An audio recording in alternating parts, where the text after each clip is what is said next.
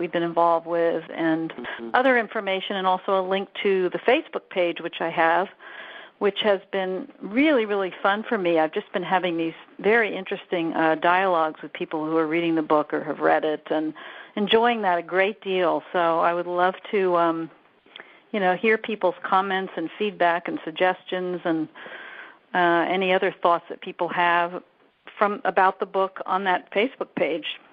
So I hope everybody will join in. It's been a really fun experience to have so many people involved, and I think that's anyway. So that's sort of my spiel, and I would recommend Amazon as a good place to get the book, especially right now because they do fluctuate the price, and it's down now. So probably go back up real soon as they're let's hope not hitting the Amazon. I don't know. I mean, it may be that it's the sales are not quite as intense as they were. Maybe that's why they lower it. I don't know. We were on the bestseller list, New York Times bestseller list, for 3 weeks. Nice. Yeah, which has been really, really exciting. I mean, the response has been tremendous, and the book's doing very well. And I'm encouraged that hopefully we're going to be able to bring about the change that we want to bring about, which we talk about in the book, and was really the reason I wrote it in the first place. So I'm encouraged so far that we have a shot at doing that. Great, yeah.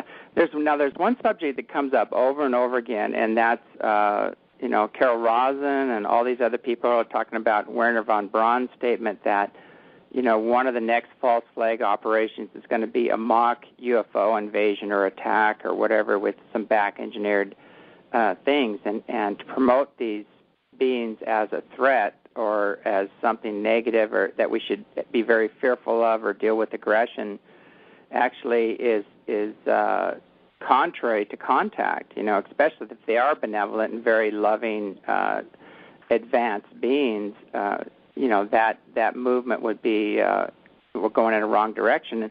And I talked to some of the people that some of these people that have had experiences that are top officials and, behind the record. And I asked them, I said, so do you think this is negative? Do you think this is a negative thing? And they said, no. I said, I think they're very concerned with where we're going, and we do need to drop our aggressive, fearful nature and stop with our war nature and start really paying attention to our destructive tendencies and get rid of some of this stuff that we're using. Yeah, I mean, I so much agree with you. And one thing I have noticed, I think, which I did write in the book, it's universally seems to be stated by all of these high-level people, even those that are concerned with some safety aspects of this or national security aspects, they all agree that the objects are not hostile, that they have not demonstrated hostile tendencies towards human beings. They're not aggressive. So in that sense, there's nothing to be feared in them. I mean, I think people have their own levels of psychological fear in dealing with something that's unknown and possibly more powerful than they are. And, we do talk about that to some extent. But, this whole notion of being warlike in response to them, I think is of course very dangerous. I mean, just on a simple practical level, it's dangerous because you don't even know what you're dealing with, really. And it's obviously something that has the capacity to do anything it wants by comparison to what we are able of doing. So, and then of course, but on other levels too. I mean, I agree with you. It's and I think I have 2 accounts in the book written by pilots who actually attempted to shoot down UFOs for different reasons. Mm-hmm. But the stories are fascinating. But it really points to the fact that, the military sort of knee-jerk reaction is self-defense and attack if they feel at all scared by something or threatened by something. And only, until we start educating the military, educating our pilots and our air traffic controllers and all the other people that are in the skies, about this issue and teach them how to be properly responsive, how to be responsible in their reactions to these things.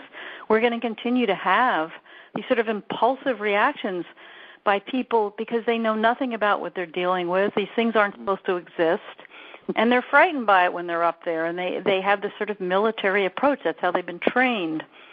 So it seems to me really important. That's one of the things, I'm hoping this book will do, is kind of break through this sort of issue of properly educating people so that we don't have this idea of being threatened by something and having to take aggressive action. I mean, that is just completely irresponsible, in my opinion, and irrational. Yeah, and it's not going to get us anywhere. And regardless of any of the spiritual aspects of it, it's just purely on a practical level doesn't make any sense. It doesn't. So I think I can argue that with the book, and I think that's, there is no indication by any of these generals. There's 5 generals who've written pieces in the book that they have any fears about these things attacking us or being hostile towards us. So I think that's important. I agree 100%. I always say in the interest of national security, we should befriend the benevolent ones, rather Certainly. than shooting at them, because, it's like going after a lion with a pea shooter. Eventually you might piss it off. I know, and we don't know what the reaction is going to be. Absolutely. I mean, in each situation, we don't know what we're dealing with. Exactly. We just have, but we do know that it's a lot more powerful than we are.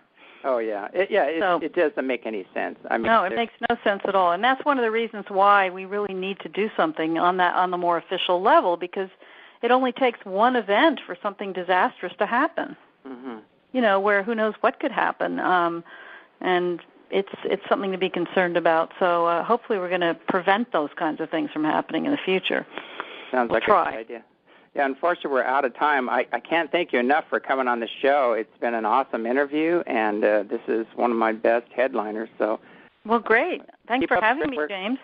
Yeah, keep up the great work, and we'll definitely try to get your book into as many hands as possible. Fantastic. I appreciate that, James. It's been great to talk to you after all these years. So keep up the great work on your end, too. We will. And anytime you want to come out and see for yourself, you're more than welcome. Thank you so much. All right. Okay, well, thanks. Bye. Unfortunately, we're out of time. This is James Gillen with World Puja, and hope you enjoy this interview.